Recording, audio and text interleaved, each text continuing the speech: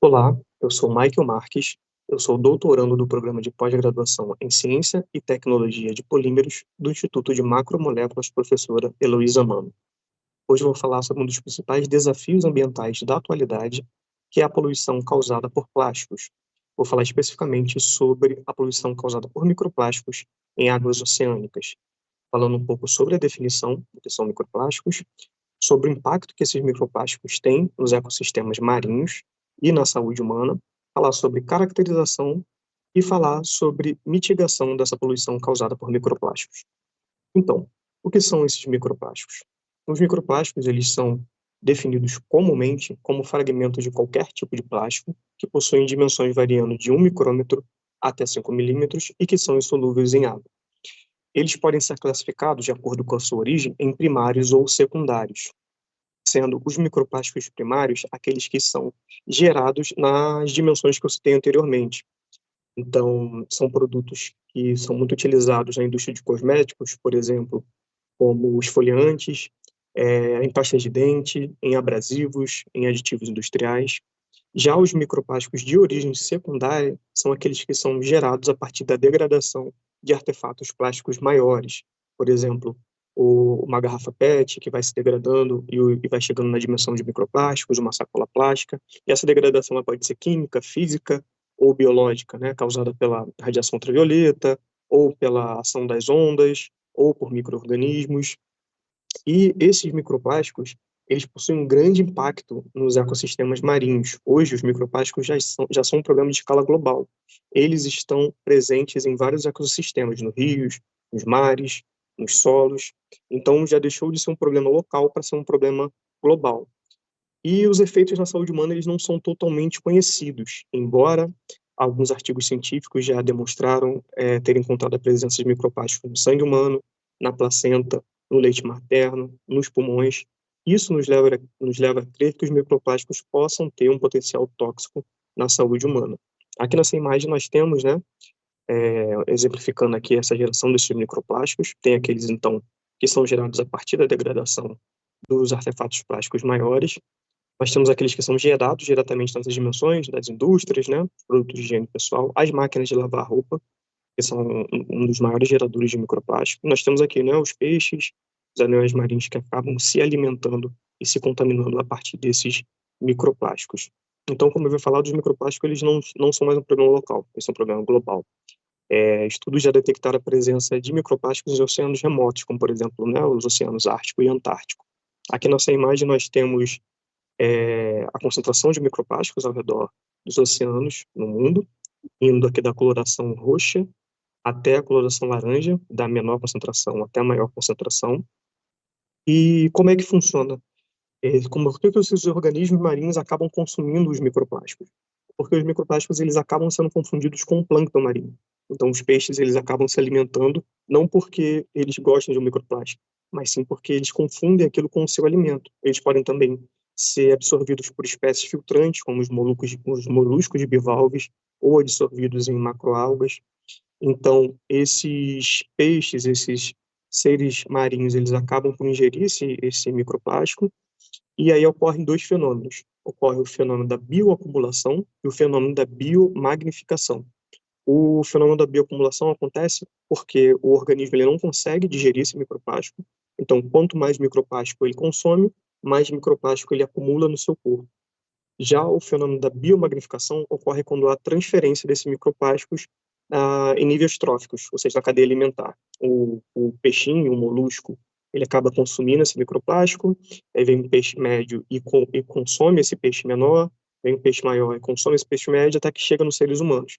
E quanto mais se vai subindo na cadeia alimentar, mais se consome microplástico. Os seres humanos consomem mais peixes, esses peixes consumiram outros peixes que já têm microplásticos, e isso vai se biomagnificando. Então, quem está no topo da cadeia alimentar, o predador, ele acaba por ingerir, por ter maior presença desses poluentes, desses microplásticos, por causa dessa biomagnificação.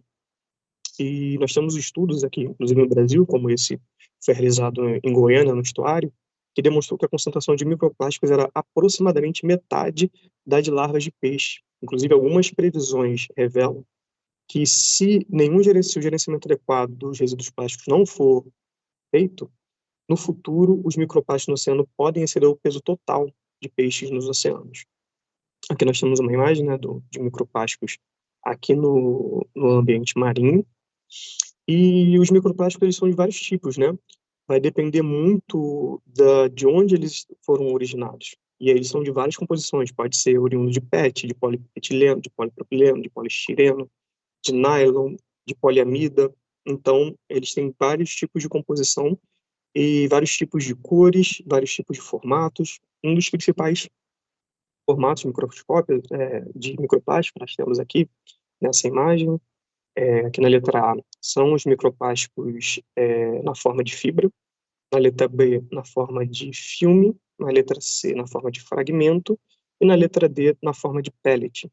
Nós temos também a forma de espuma, né, que são os poliuretanos, os poliestirenos, e estimativas nos mostram que 80%, de 80% a 90% da poluição marinha por plástico se origina de fontes terrestres. Ou seja, são os plásticos que são produzidos aqui no continente ou descartados de forma indevida e acabam por ser carreados para o oceano, seja por chuva, seja por ventos. Então, esse plástico é gerado aqui, mas ele acaba por ser carreado até o oceano. Então, depende muito, o tipo de microplástico vai depender muito das aplicações que são feitas de plástico naquela região. Por exemplo, em regiões onde a pesca é muito forte, vai existir uma maior concentração de polietileno, porque as redes de pesca são formadas por poliestileno.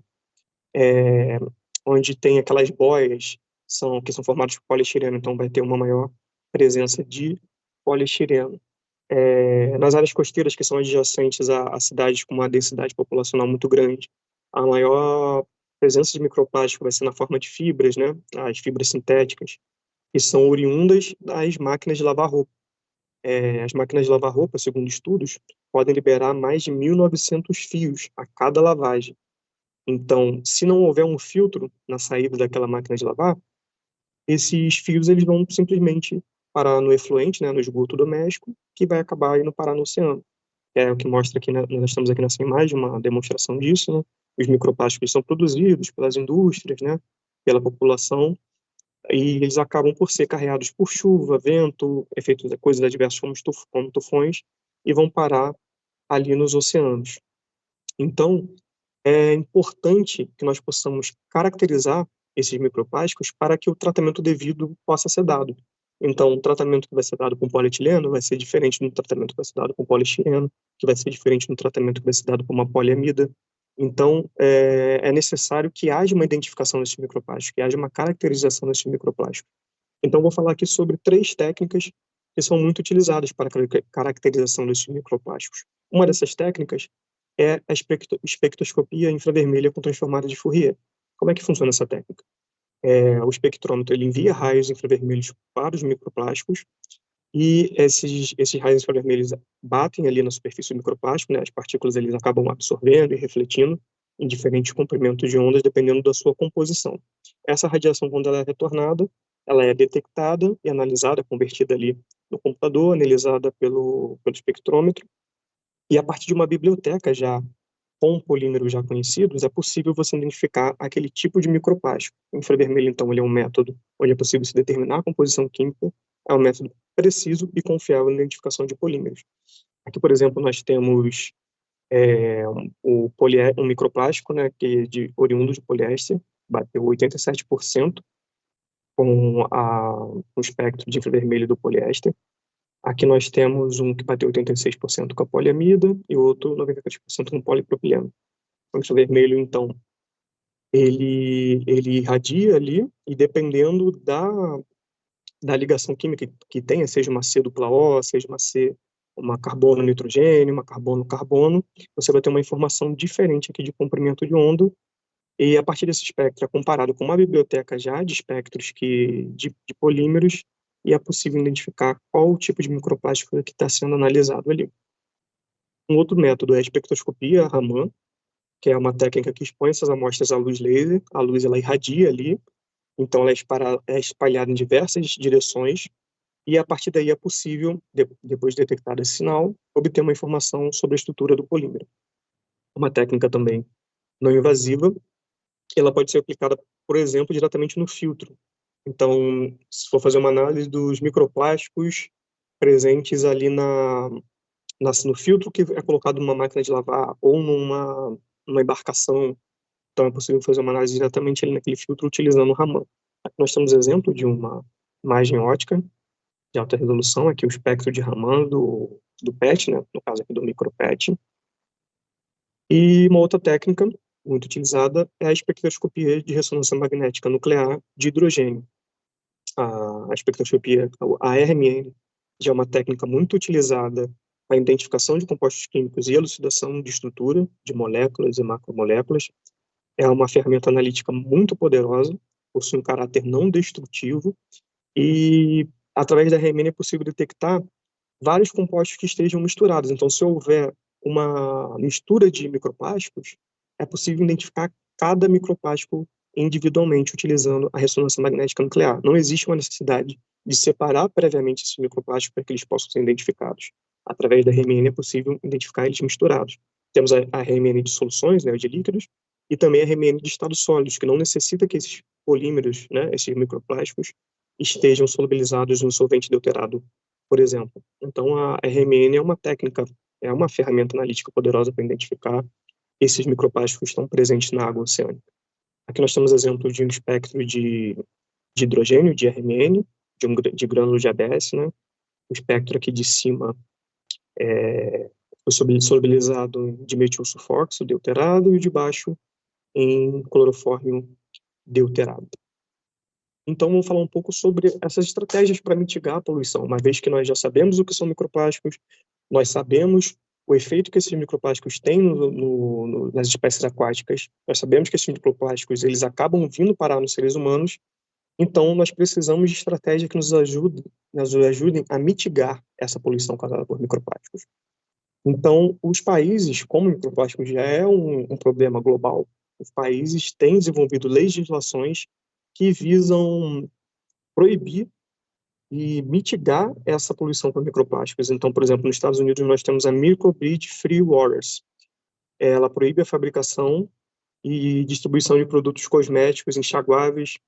Também tem a Commonwealth Clean Ocean Alliance no Reino Unido, que proíbe os microplásticos cosméticos e visa também reduzir o uso de sacolas plásticas. Então, muitas legislações ao redor do mundo têm proibido já a produção de microplásticos primários, que são aqueles produzidos já nas dimensões de microplásticos, porque uma vez que se usa um esfoliante, depois, quando se toma banho e lava o rosto, aquele microplástico já vai parar ali no esgoto e depois vai acabar parando no oceano, ou quando se escova o dente. Também não existe nenhum tipo de tratamento que remova aqueles microplásticos, então vai acabar no oceano também. Então, os países desenvolveram legislações para que possa se reduzir essa poluição causada por microplásticos.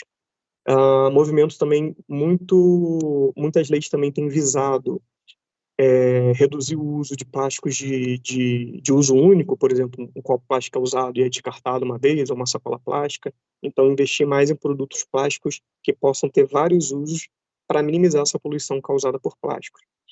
Em alguns países também, alguns projetos de redução da poluição plástica, eles trabalham muito com incentivo. Então, por exemplo, nós temos uma máquina, essa máquina aqui, essa imagem eu tirei num supermercado aqui no estado do Rio de Janeiro, onde a população ela pode levar, por exemplo, sua garrafa plástica, sua garrafa PET ou qualquer outra embalagem plástica, ela deposita aqui essa máquina e ela recebe de volta um crédito digital, que pode ser trocado, por exemplo, por crédito no celular, pode ser trocado por comida, por água.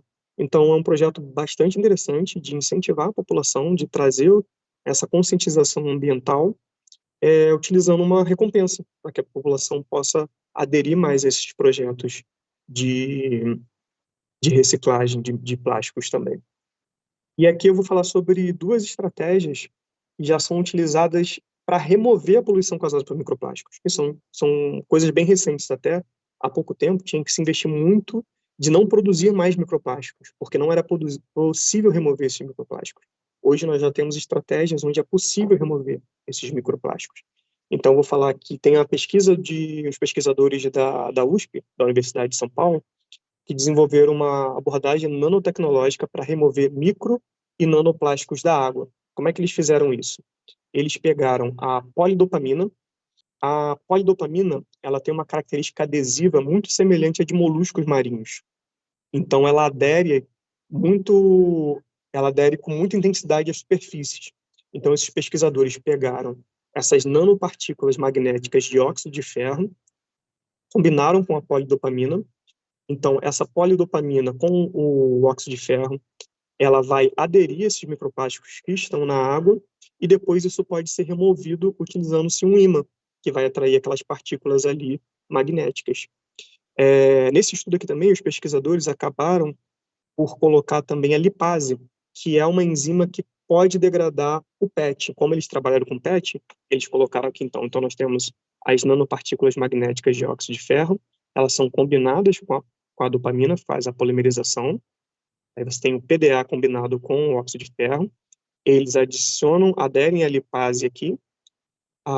A lipase, aí eles captura aqui o micropet, e a lipase, ela consegue despolimerizar esse micropet, faz uma biocatálise, produzindo ácido tereftálico e etileno glicol. E essa remoção é feita utilizando-se um ímã. Aqui nós temos o espectro de Raman desse nanocompósito. E uma outra iniciativa também muito interessante dessa empresa chamada Ocean Ways, onde eles desenvolveram uma frota de veículos submarinos, né, que podem remover microplástico dos oceanos. Esse veículo ele é movido a hidrogênio, ele possui uma autonomia de 500 quilômetros, ele possui sensores para medir pH, temperatura, pressão, e na carcaça dele, que é uma carcaça feita também de materiais menos poluentes, impressa numa impressora 3D, ela possui filtros que, conforme o submarino vai se deslocando pelo mar, ele vai absorvendo esses microplásticos. Esses filtros aqui também desse submarino também poderiam ser analisados pelo Raman, por exemplo. Então, com isso, eles conseguem retirar aquela poluição causada por microplásticos dos oceanos. Então, nesse estudo aqui, aqui tem algumas referências que eu utilizei nesse estudo, e agradeço a atenção de todos.